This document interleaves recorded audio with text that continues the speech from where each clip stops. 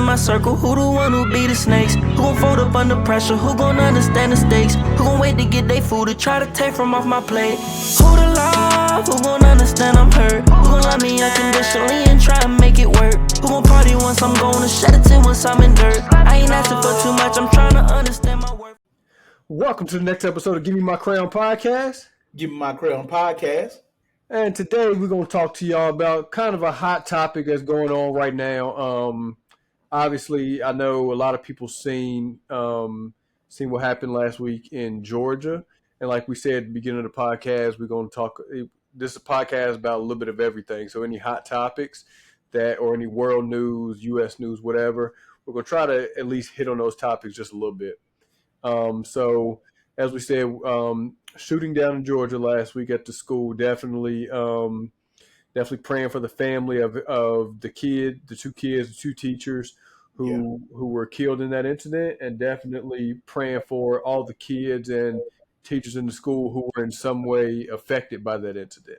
Man, I pray for all kids and teachers in schools nowadays. Yes. Yeah, got to. Yeah, because nowadays you got to, because it almost seems like, I don't want to make it sound like the norm, but it almost seems like when it happens, it's like, dang, again?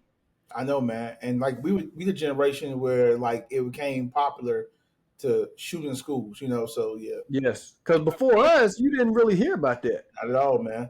I'm obviously, Columbine kind of started it all. Yep. And even when we were coming up in schools, it was kind of, you didn't hear about it as much. That's right, man. Now it's like you starting to hear about it more and more. Exactly. I mean, you think about it, like we went in school, like, and I'm not ashamed to say it. Somebody told me, like, I got a gun in my book bag. I was like, oh, you do? Yeah, I wouldn't told quick because I'm not dying for nobody else. So, like, I think people need to self-report, like, as far as, like, kids. I know everybody says snitching and all this other stuff, but, like, yo, the same person that tell you they got a gun, the same person that can shoot you. Exactly. I think it's important that if you know something, say something, because I don't think it can I think it can turn bad real quick, just like in that one. So I definitely think, like you said, like incident you had, seen somebody or somebody told you they had a gun, even whether you saw it or not, you went to the first teacher you seen, like, yo, like he got a gun, like I ain't like it, because at that point you ain't no snitch. At that point you like, all right, I'm saving myself and shoot the other 1,200 kids in this school. Yep. And that was after Columbine. So I was like, yo, I'm not gonna be no fool. Yeah, because back then, because after Columbine happened, it was like, all right, like we on high alert now. Yep. Because back then, of course, schools didn't have metal detectors. Schools didn't have none of that stuff. So you essentially just walking in school. You don't know, a lot of times you don't know what kids have in their book bag. Exactly. So, but I do think the shooting, I do think it brings up a bigger issue. And I think it's more of an issue. I think it's more, a lot of people like to say gun control. I think it's more of a people issue than it is gun control. I feel like the narrative is going to be painted, though. Like, yes. Gun control. Like, everything is political, So, I think so.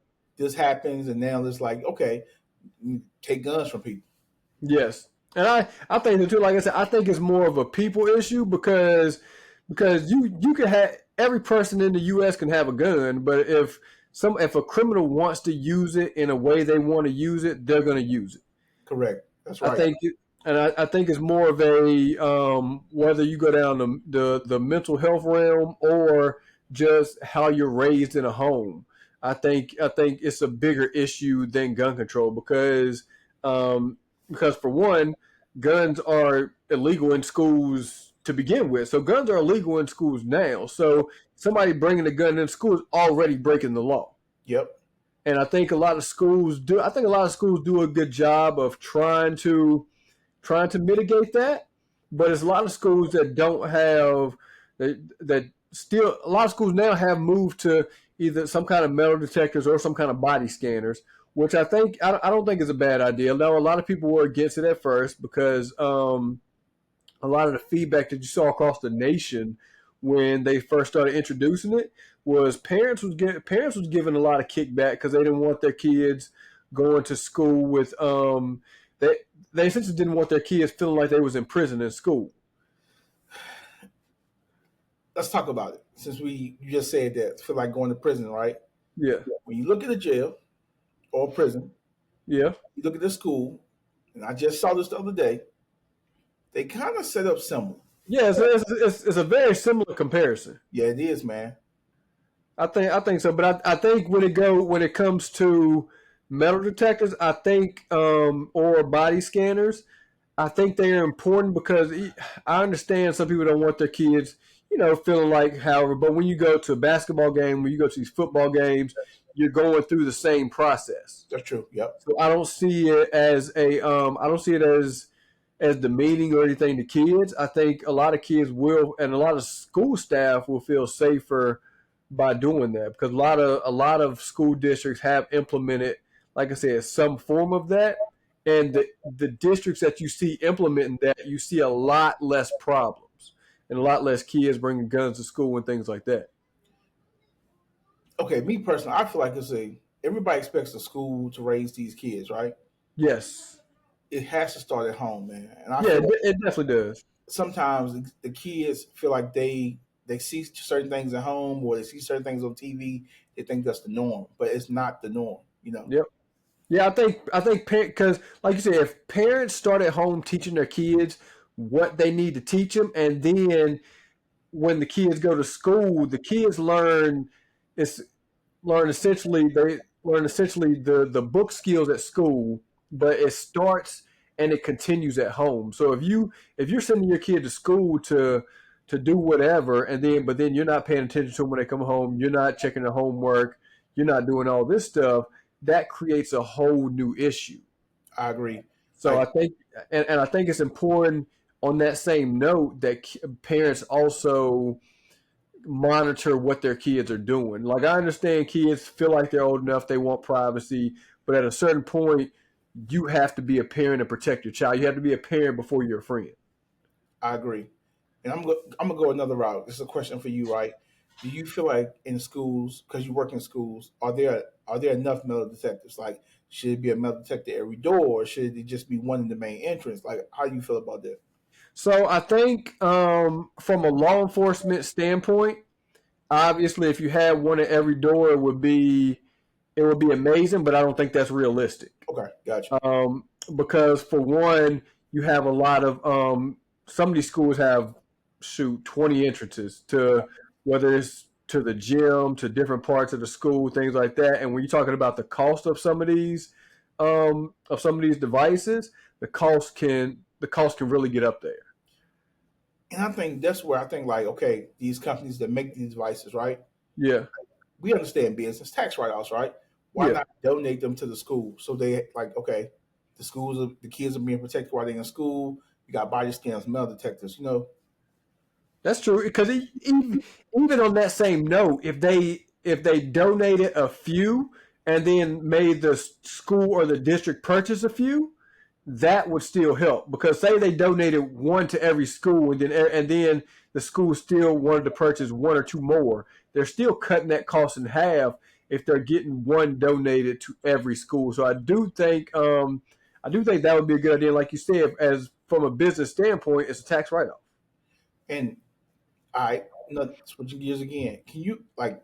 I know you've never been in this situation, but can you explain as a police officer the adrenaline rush that you get, or you have this mind space you gotta be in high pressure situations? Like the average person doesn't understand how that like what it's like.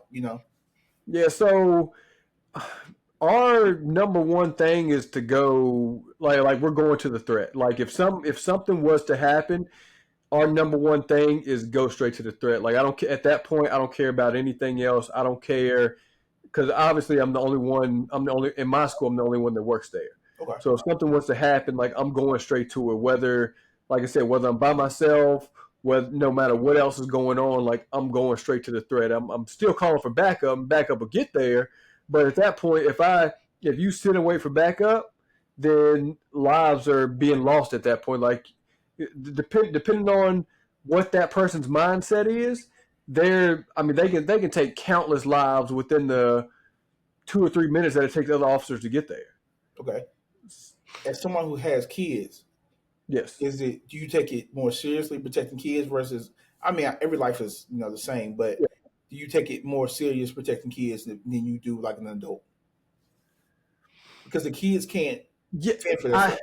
Yes, I think because like you said, when you look at it from that point, kids cannot defend themselves as well as adults. Now, obviously, if adults are in the same situation, I'm doing the same thing. Yeah. But like you said, kids are the way their mind works. They're not gonna do the same thing an adult would. Like you have the normal adult. If something happens, they may run, get behind a desk, hide somewhere. Kids are naturally probably going to start screaming, yelling, doing things like that. And when a lot of this stuff happens, that's where the violence goes to. Okay. Got it. So from my perspective, I'm like, all right, I'm going to the threat because once I get there, that takes his mind off everything else and puts it on me. Like I'd rather him put 100% of his energy towards me at that point, whatever he's doing, like put that energy towards me, and I can handle myself rather than these kids trying to defend themselves. And I applaud that, man, because I'm just saying, like you taking on, like you said, you run into the threat, Yeah, versus, somebody might be like, you know what, I'm gonna stay right here and let the threat come to me. When it get to me, then I kill the threat. yeah. Like, Because if you look at because it was an incident recently where that happened, and way more lives were lost than should have been. okay, And so I think you need to, like I said, we we are trained to go straight to the threat, and that's like I said. So if I hear about some, I'm dropping what I don't care what I'm doing at that point. I'm dropping it and I'm going. okay. And like I said, at that point, my focus is to get 100% of his attention because then he's focused on me and whatever happens from there happens. But at that point, like I said, I want his attention focused on me. Do schools have procedures for like stuff like this for an active shooter or? Yeah, so they do. So a lot of schools do have lockdown drills. Essentially back in the day when we did fire drills, tornado drills, things like that. I don't think schools do tornado drills anymore, but they still do fire drills. So it's called a lockdown drill. So it's essentially you put the school in lockdown, and they practice this very often too at every school, and where you'll have people coming around and essentially critiquing how you do it or how the schools do it, and their mission is to say, hey, if this was to really, and they don't give a heads up. They'll come there and they say, hey, we're doing a lockdown drill in 5 minutes. So you have to have a lot of these schools have to train their teachers on what to do in these situations. Like at the school I work at, I told all the teachers like, hey, this is how we do it. This is what we do. This is what to expect. Now, when it actually happens, some of that goes out the window. But for the most part, most of them understand what to do. And then when they come in and critique that stuff, they're looking at the school and say, oh, okay, this is what happened. This is what happened. This is where you messed up at. This is what you need to fix. And when they come in, they say, hey, what's your secondary plan? What's your backup plan? What's your evacuation route? What's your where parents picking kids up from if we have to evacuate the school? Like is all this stuff going through? And like I said, I think it's become almost as normal as a fire drill because I think you have to be ready. The chances of it happening are slim until it happens. Okay. Okay. Another question. Okay. I know y'all have y'all standard issue weapon on y'all. In situations like this, you have, because most of these shooters, they're not coming in with a handgun. They're coming in with, semi-automatic rifles or automatic rifles. Yeah. Like, do you have the firepower to match them? That's my question. Every department is different. Okay, gotcha. So it depends on the department you work for, what you have. Okay. But on that same note, if you look at the most deadliest school shooting in the U.S., it was done with a handgun. Okay. Virginia Tech. So a lot of people think ARs are obviously the gun of choice, and for the most part, they are these AR style weapons. But like I said, the deadliest one in history has been with the handgun. And why'd you use the air quotes? Huh? When you say AR, like you did AR? Because a lot of people when they see these mass shootings, a lot of people go straight to, "Hey, let's ban ARs." Okay. And a lot of people think the AR is the issue when it's not. If the AR was the issue, then if the AR was the issue or gun control was the issue, I don't think you would have as many issues in these cities that have some of the highest or some of the strictest gun laws. Then you look in other countries, some countries that guns are essentially illegal in, the knife, the stabbing rate goes Yeah, through the roof. I wanted to touch on that as well because people always say eliminate guns, but nobody talks about the other aspect of violence where not people getting stabbed all the time. Yeah, you can. Yeah, I mean, you can get stabbed, and I mean, it's countless things. So, you, like I said, or we said when we first started, I don't think it's a gun issue; it's a people issue. Because if a person wants to commit an act of violence, they're going to find a way to do it. That's just like because I was talking to somebody else. It's like guns. Like a felon can't have a gun, but if a felon wants a gun, he's going to go get a gun. So if you ban guns, you only hurting the good people that have the gun. Yeah. And it's so easy to get a gun, man. Like, oh yeah, yeah, it is. people on the street, like, you want a gun? They're just selling guns. Yeah, because like you say, even if it's illegal, a criminal is going to find a way to do what they want to do. It's like murder is illegal, but people still murder every day. Exactly. Yep. Bank robbery is illegal. People still rob banks every day. So, like I said, I think it reverts back to it's a people issue, and we need to get to the root of the people problem before we start talking about guns. By you saying that, like, people gonna get guns regardless, right? Do Yeah. you think making it harder to get guns is a way to prevent people from getting guns? Because people often say make it stricter, make the law stricter to get guns. Does that help or not help? I think it depends because a lot of people committing these crimes are a lot of them are felons, so they shouldn't have a gun anyway. Gotcha. And I do think they do. I guess it depends because every state and county is different of what procedures they go through. Yeah. But I mean, because they do a criminal background check.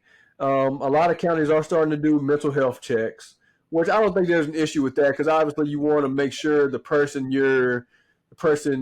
who you're authorizing to buy a gun for is stable enough. But the other, like, not to break in, but the other side of that is, okay, like, we know medications can cause people to do crazy stuff, right? Yes. That check doesn't account for people on medication. See what I'm saying? Correct. So I think that's the other aspect of I'm just playing devil's advocate of people talking about gun control. Yeah, I agree.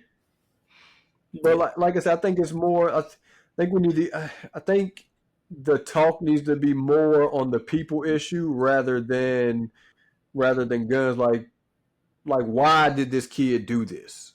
Instead of, hey, he'd use the AR, let's ban AR-15s. Like, no, like before we go there, let's go to the backstory. Why did he do this? Like, what was the root cause of it? What brought him to this point, and what made him feel comfortable enough to come to school and shoot people? Like, do we ever dive into these people's family dynamics and stuff? Like those type of things to understand, like, okay, it could have been a pattern of seeing this was going to happen before it happened. So a lot of times, obviously, some of the stuff that you see, a lot of it that you do see certain patterns ahead of time, but a lot of times you see law enforcement working through it after the fact, like, because sometimes there are no signs. Sometimes it happens, and then when you go back and start looking, that's when you start picking up, like, okay, I see this actually happened. I see they did this. I see they did that. So once you go back and start looking, then you start finding stuff, because a lot of times there's nothing that raises a red flag unless you put certain like, for instance, if we got an Instagram, nobody's sitting there constantly monitoring our Instagram unless we're doing something criminal or unless we give them a reason to. Now, Instagram and a lot of these companies have gotten to the point where they are getting a lot better, where they're reporting a lot of this stuff that they see to law enforcement. But even then, what are they missing? That's true. So I think it's I think I think it's tough unless, like I said, unless that person has dealings with law enforcement in the past, or if they've talked to them, or if they've had issues with them in the past. I think on that point, I think yes, you can pick up on it if you see those red flags, because there's a lot of red flags that you can because there's whole seminars on this stuff. Okay. There's a lot of red flags you could pick up on, like if a kid starts saying stuff, or if they're being bullied to the point where they start missing school and start saying stuff, or start telling their friends, "Hey, don't come to school tomorrow." Stuff like that, Yeah. and stuff like that. I think has to be taken seriously, because if not, like we said, it can go left really quick. Okay. But I do, like I said, I do think for the most part, because there's a lot of school shootings that are stopped every single day, and a lot of plans that are interrupted by law enforcement, and people have no idea of how much is actually interrupted. They only see what hits the news. Okay. So what they don't see is the 50 other ones that were stopped just last week across the nation, or just across North Carolina, period. And they only see, okay, these kids got, or this kid shot these people in Georgia. They don't see the other ones that were halted by law enforcement. So it's kind of a twofold story. Yeah. As you say, man, we often talk about the bad that police officers do. It's what we see in the news, but we never talk about the good that officers do. Yeah, because like I said, it's a lot of good. Like when you see videos online, you always see the bad videos, Yeah. but you out of a million videos a day, if there's two bad ones, there's 900,000 good ones. Yeah. But you don't see those. You only see the bad ones. But and even if it's not a video, like I said, with the stopping school threats, a lot of the stuff law enforcement is working completely behind the scene, and they stop it, they make an arrest, they do all of this, and it never hits the public, because obviously you don't want the public in fear of you obviously want them aware, but you don't want them in fear. So that's kind of it's kind of a balancing point of what you release to the public, what you don't.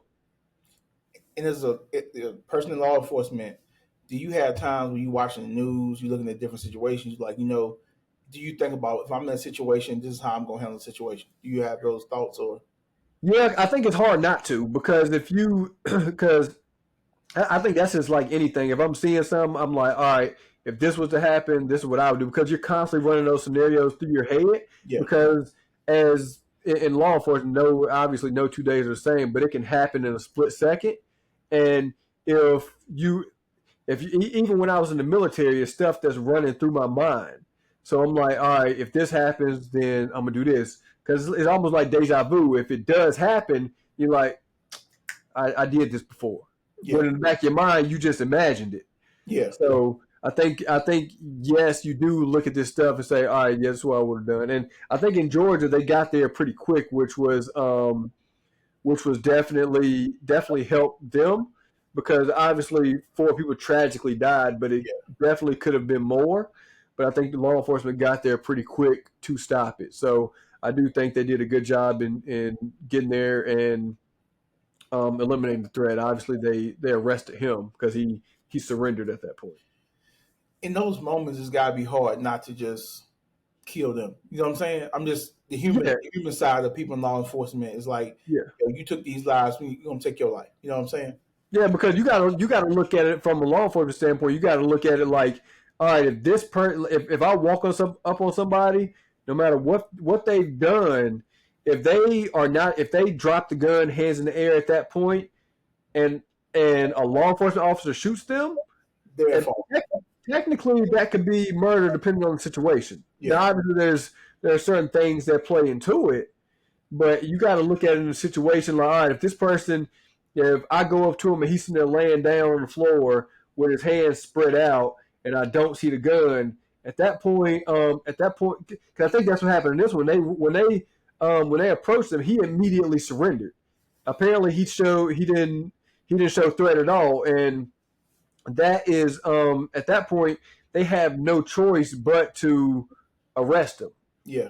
Now, if he still had the gun in his hand, then obviously it could have went a lot different. But apparently, from what I saw, as soon as they approached him, he immediately surrendered. Okay. But I think, like you said, I think that can be hard for some people. I think when you look at what this person has just done, but then Especially if you got kids. If you got kids, it's even yes, harder. yes, but you got to look at it from, I guess, from an aspect of you got to look at it from an aspect of, all right, like if I do this, like then I could go to jail. Yeah. So I think they said it's definitely a tough situation to be in, but I think you got to be in the right mind at that point to make the right lawful and ethical decision. Yeah. And as me and a friend, this is a question, personal question. Like your girls are in school. When you go into their school, like, is it things you're looking at to see how the school can keep them protected, or are Oh you? yeah, yeah. So because a lot of schools now are very good with who they let into school, who they don't let into the school, and kind of the procedures they put in place. But I've sat down with them. Hey, if this happens, this is what you do. Yeah. Because like I said, if something like that, God forbid, if something like that happens anywhere near, you're gonna have the whole city going there. Yeah.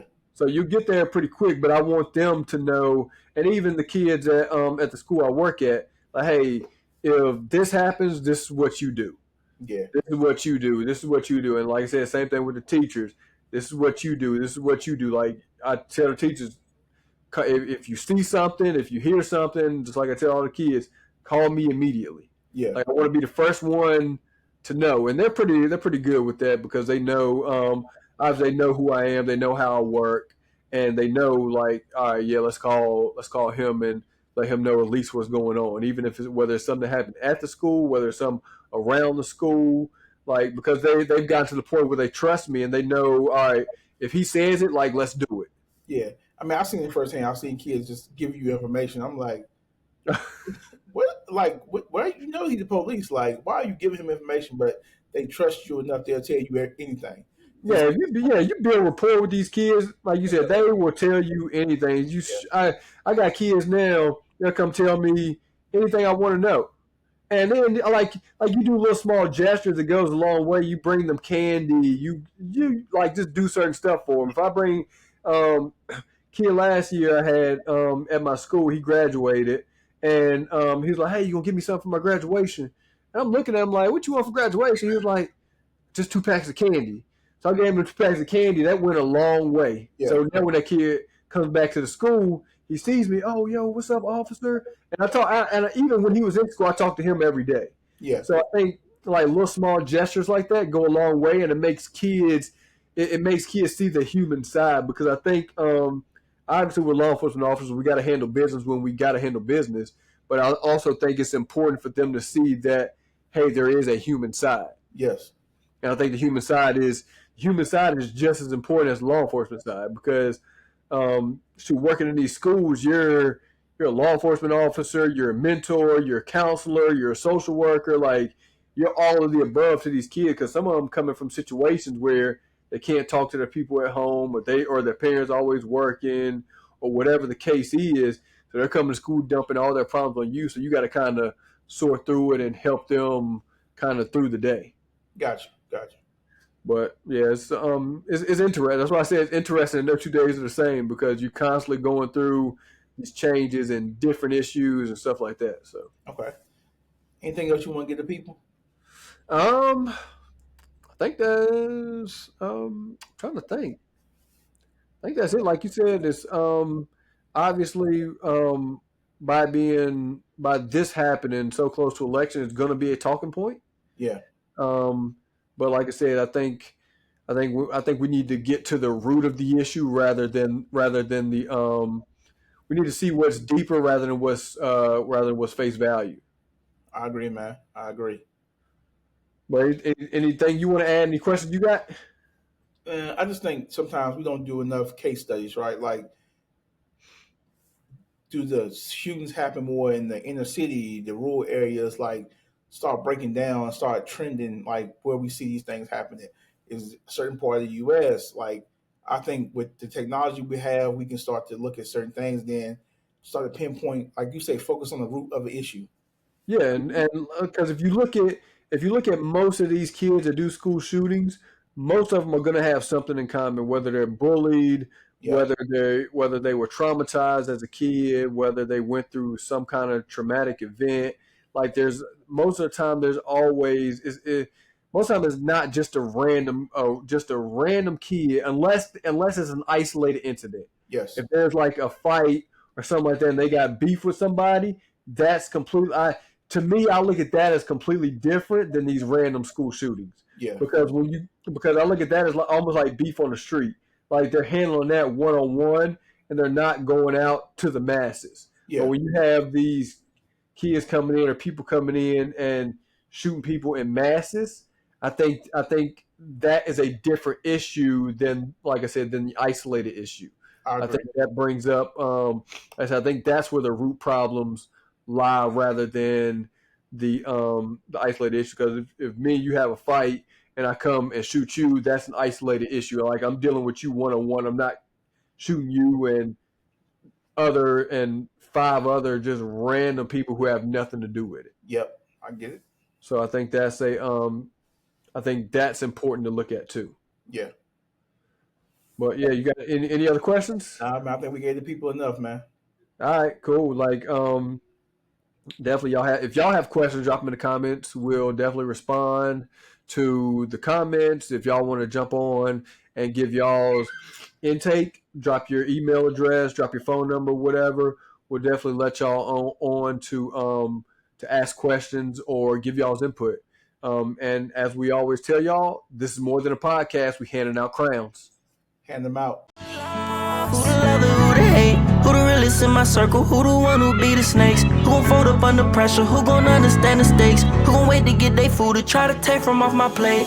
Who the love? Who gon' understand I'm hurt? Who gon' love me unconditionally and try to make it work? Who gon' party once I'm gone and shed a tear once I'm in dirt? I ain't asking for too much, I'm